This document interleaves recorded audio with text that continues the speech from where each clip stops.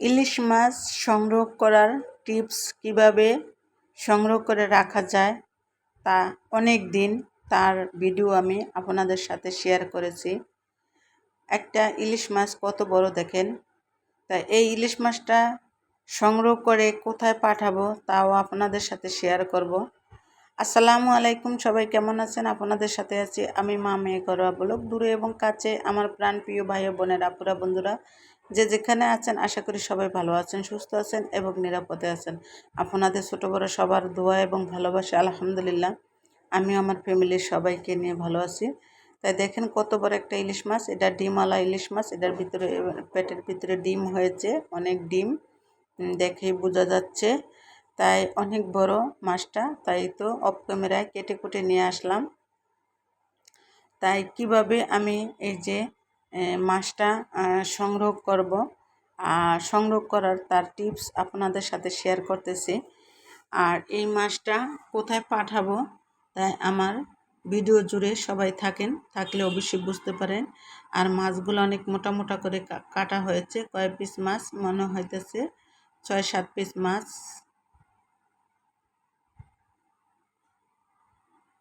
6 piece মাছ, 7 piece মাছ, তারপরে একটা লেজা একটা মাথা, তাই আর 2 ফালি ডিম হয়েছে। ডিমগুলা দেখেন কত বড়, মাশাল্লাহ অনেক বড় ডিম। এই মাছগুলো হলো আমাদের পদ্মা ইলিশের মাছ, খেতে ভীষণ মজা লাগে। তাই এখনই তো মাছগুলা কাটাকাটি করে ধুয়ে অফ ক্যামেরায় ধুয়ে নিয়ে আসলাম। এখন এখান থেকে কিছু মাছ তুলে নেব, কারণ হচ্ছে এই মাছগুলা বাহিরে পাঠানো হবে। আর ওই যে বললাম তো যে মাছ তুলে নিলাম, 1 পিস মাছ, একটা মাথা আর 1 পিস ডিম তুলে নিয়ে আমরা বাজলাম, ভেজে আমরা সবাই খাইলাম। আর যেহেতু আমার ননস এখানে আছে, তাই এত বড় মাছটা তার ভাইয়েরে দিমু। তাই যদি ননসের 1 পিস মাছ না খাই আসলে মন খারাপ লাগবে, মন ভালো লাগবে না।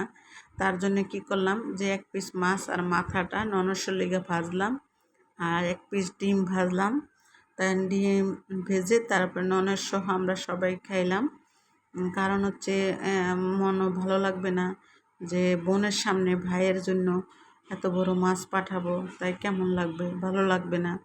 আর সবাই মিলে যদি খাই তাহলে অবশ্যই ভালো লাগবে। তাই সেজন্য আর কি ননসরে ভাজ্যা মাছ দিলাম। আর এই এতটুকু মাছ আমি তার ভাইয়ের জন্য পাঠাবো বাহিরে, তাই অল্প করে নিলাম। মানে অল্প করে বলতে একটা মাছ হয়েছিল, তার জন্য অনেকগুলো মাছ রেখেছিলাম।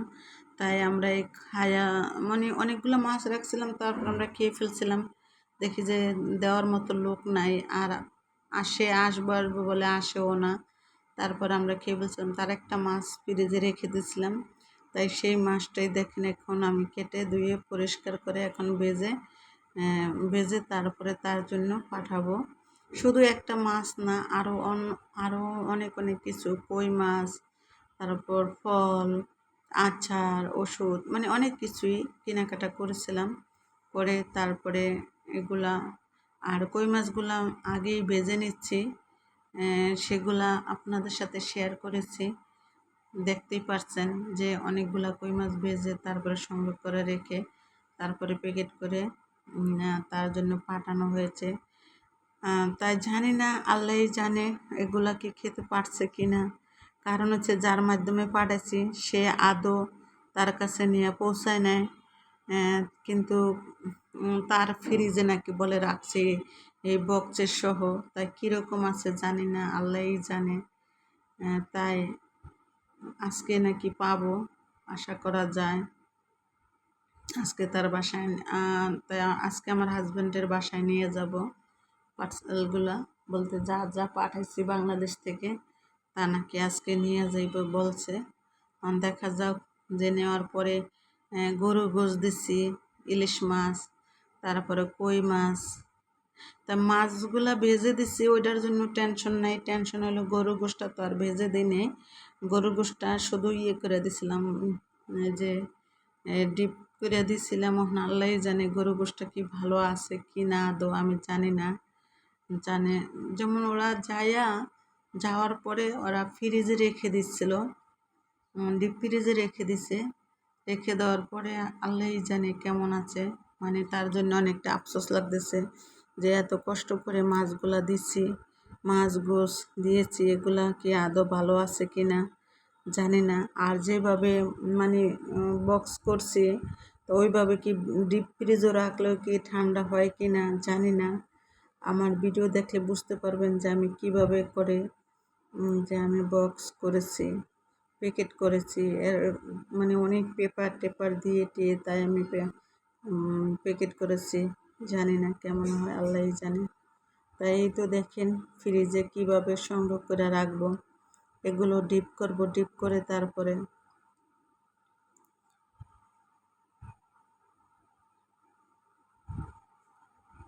এই যে মাছগুলো এখন আমি পলিতে সাজায় সাজায় রাখতেছি। সাজায় সাজায় সাজায় এইভাবে করে যদি রাখি, তাই যদি ডিপ হয় তাহলে নষ্ট হওয়ার আশঙ্কা থাকে না, নষ্ট হয় না।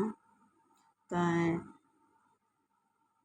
ভালো লাগে না, মনটা অনেক খারাপ লাগে। এত সুন্দর করে প্যাকেট করে তাই তার জন্য পাঠাইলাম, সে এখনো পাইল না। তাই ওগুলা বক্সের ভিতরে কি অবস্থায় আছে আল্লাহই জানে, জানি না। তাই আমার আজকের ভিডিওটা যদি আপনাদের কাছে ভালো লাগে তাহলে লাইক কমেন্ট শেয়ার করতে ভুলে যাবেন না। সবাই লাইক দিয়ে শেয়ার করে দিবেন। আর এই তো দেখেন ফ্রিজও কীভাবে রেখেছি, এইভাবে করে রেখে ডিপ হলে মানে আইস হলে তারপরে প্যাকেট করব। তাই তো দেখতেই পাচ্ছেন।